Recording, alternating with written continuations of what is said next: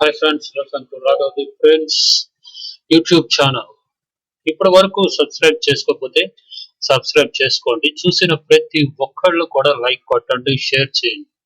ఈ వీడియో అవసరమైన వాళ్ళకి చేరే వరకు మీకు తెలిసిన వాళ్ళందరికీ కూడా షేర్ చేయండి.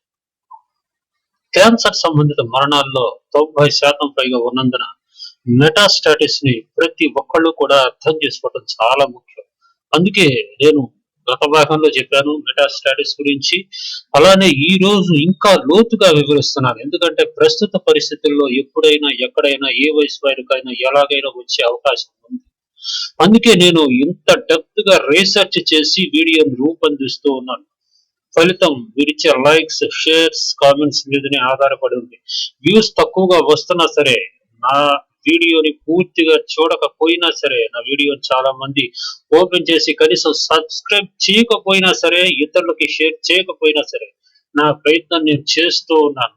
నాలాంటి పరిస్థితి మరెవ్వరికి కూడా రాకూడదని, ప్రమాదపు అంచుల్లో ఉన్న వారికి తెలియచేయాలని, కనీసం మీరైనా, మీకు తెలిసిన వారైనా జాగ్రత్త పడతారనే ఉద్దేశంతో నేను ఈ వీడియోని రూపొందిస్తూ ఉన్నాను. దయచేసి మీరు నా ఎఫర్ట్ ని అర్థం చేసుకోగలరని మీకు మరోసారి విన్నవించుకుంటూ నిస్వార్థంగా నేను చేస్తున్న ఈ ప్రయత్నానికి సహకరిస్తారని ఆశిస్తూ ఉన్నాను. ఇక సూటిగా సుత్తి లేకుండా డైరెక్ట్ గా పాయింట్ లోకి వెళ్లే ముందు ఒక చిన్న సూక్తి మనం చెప్పేసుకున్నాం.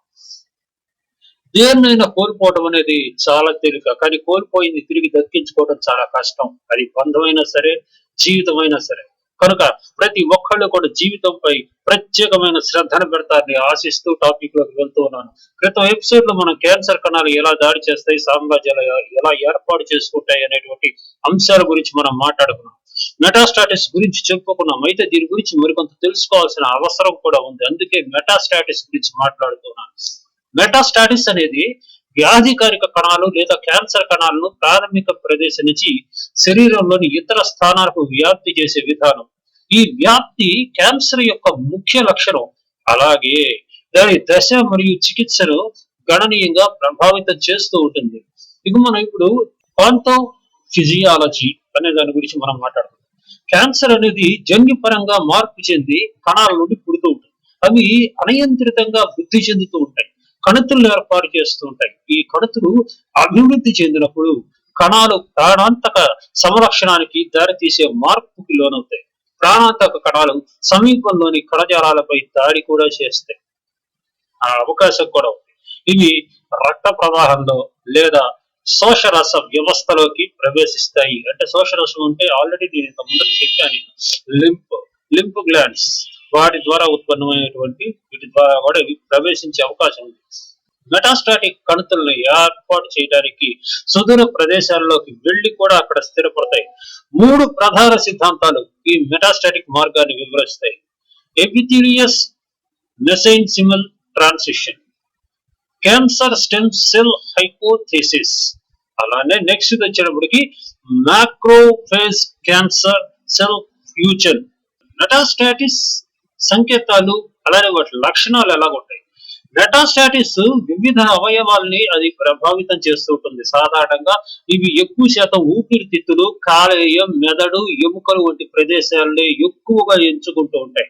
వీటి యొక్క ప్రభావం ఎలా ఉంటుంది అంటే ఆయా ప్రభావిత అవయవాల మీద ఆధారపడి ఉంటుంది.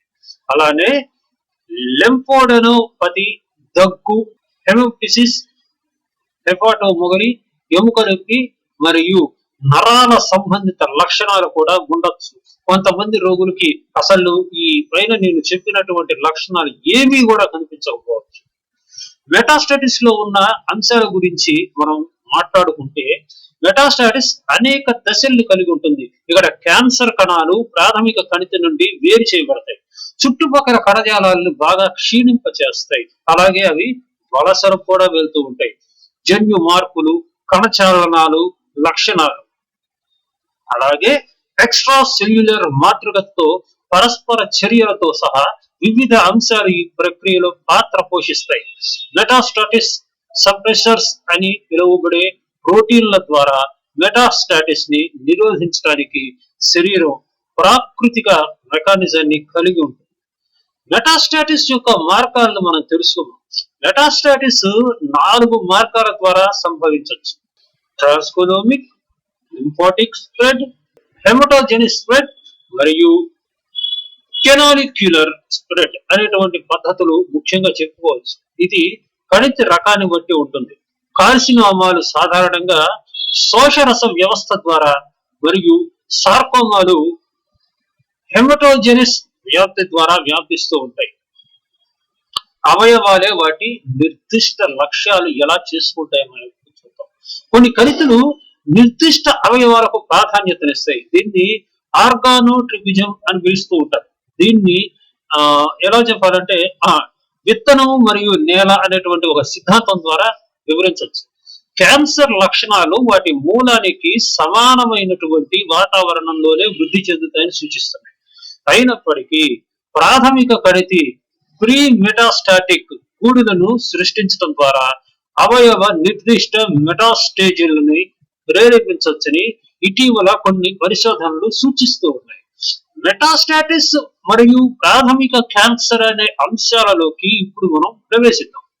మెటాస్టాటిస్ సాధారణంగా ప్రాథమిక క్యాన్సర్ తో సంబంధం కలిగి ఉంటుంది. అయినప్పటికీ కొన్ని సందర్భాల్లో ప్రాథమిక కణితిని గుర్తించకుండానే మెటాస్టాటిస్ ను గుర్తించబడవచ్చు. ఇది తెలియని ప్రైమరీ మూలం, అంటే దీన్ని సిపియు అని కూడా అంటారు, క్యాన్సర్ కి దారితీస్తుంది. మెటాస్టాటిస్ ద్వారా వచ్చే క్యాన్సర్ వ్యాధి నిర్ధారణ ఎలా చేయొచ్చు అన్న అంశం గురించి మనం మాట్లాడుకుంటే, మెటాస్టాటిస్ క్యాన్సర్ ని గుర్తించడం అనేది దాని కణాల రకాన్ని గుర్తించడానికి మైక్రోస్కోప్ లాంటి పరికరాల ద్వారా మెటాస్టాటిక్ కణజాలాన్ని పరిశీలిస్తారు. ఇమ్యూనోహిస్టోకెమిస్ట్రీ మరియు ఫిష్ వంటి అధునాతన పద్ధతులను కూడా ఉపయోగిస్తూ ఉంటారు.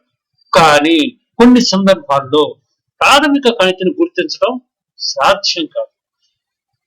ఇక చికిత్సా విధానం కేవలం మెటాస్టాటిక్ క్యాన్సర్ ని నియంత్రించడానికి, అలాగే జీవిత కాలాన్ని కొంత మెరుగుపరచడానికి లక్ష్యంగా పెట్టుకుందని మాత్రం వైద్యం చెప్తూ ఉన్నారు. వీటిలో operation, chemotherapy, radiation therapy, biological therapy, అలానే హార్మోన్ థెరపీ వంటివి కొన్ని ఉన్నాయి. ఇప్పుడు వృషణాలు అంటే పురుషులకు సంబంధించి వృషణాలు, అలానే థైరాయిడ్ క్యాన్సర్ వంటి కొన్ని క్యాన్సర్లు మెటాస్టాటిక్ దశలలో కూడా నయం చేయగలవు. అధునాతన సందర్భాల్లో జీవన నాణ్యతను మెరుగుపరచడానికి పాలియేటివ్ కేర్ కూడా కీలకమని వైద్యులు వివరిస్తా ఉన్నారు. ఇంకా ఈ అంశంపై పరిశోధనలు జరుగుతూనే ఉన్నాయి. సెల్ మైగ్రేషన్, జన్యుపరమైనటువంటి కారణాలు మరియు పొటెన్షియల్లీ థెరపీటిక్ లక్షణాలతో సహా మెటాస్టాటిస్ యొక్క పనితీరును పరిశీలిస్తూ వాటిపై పరిశోధనలు నిరంతరం కొనసాగిస్తూనే ఉన్నారు. కొన్ని మెటాస్టేసిస్ క్యాన్సర్ కణాల వరసల నుండి కాకుండా తాపజనిక ప్రక్రియల, అంటే దీన్ని ఏమంటారంటే ఇన్ఫ్లమేటరీ ప్రాసెస్ అని కూడా అంటారు, తాపజనిక ప్రక్రియల వల్ల సంభవిస్తాయా అనే దానిపై కూడా ఇంకా చర్చ జరుగుతుంది, పరిశోధనలు చేస్తూనే ఉన్నారు. ఇక దీని యొక్క మనం హిస్టరీలోకి వెళ్దాం. ఒకసారి మెటాస్టాటిస్ పురాతన కాలం నుంచి గుర్తించబడింది.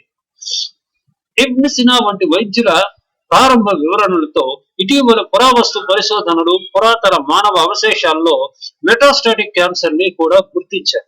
మెటాస్టాటిస్ అనేది క్యాన్సర్ పురోగతి మరియు చికిత్స కేంద్రంగా ఉన్న సంక్లిష్టమైనటువంటి ఒక ప్రక్రియ. క్యాన్సర్ నిర్వహణ మరియు ఫలితాలను మెరుగుపరచడానికి దాని పనితీరు మరియు మార్గాలను అర్థం చేసుకోవడం చాలా అవసరం. అందుకే కొంచెం లెంగ్త్ ఎక్కువైన పూర్తి స్థాయిలో సమాచారాన్ని లోతుగా విశ్లేషించి వివరించడం జరిగింది.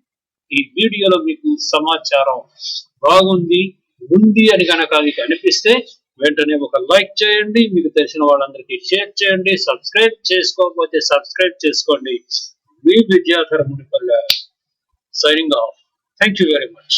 Please like, share and subscribe to Raghav the prince. మీకు కనుక ఈ కంటెంట్స్ నచ్చితే లైక్ చేయండి, షేర్ చేయండి, సబ్స్క్రైబ్ చేసుకోండి. మంచి మంచి హెల్తీ కంటెంట్స్ తో మేము ముందుకు వస్తాం.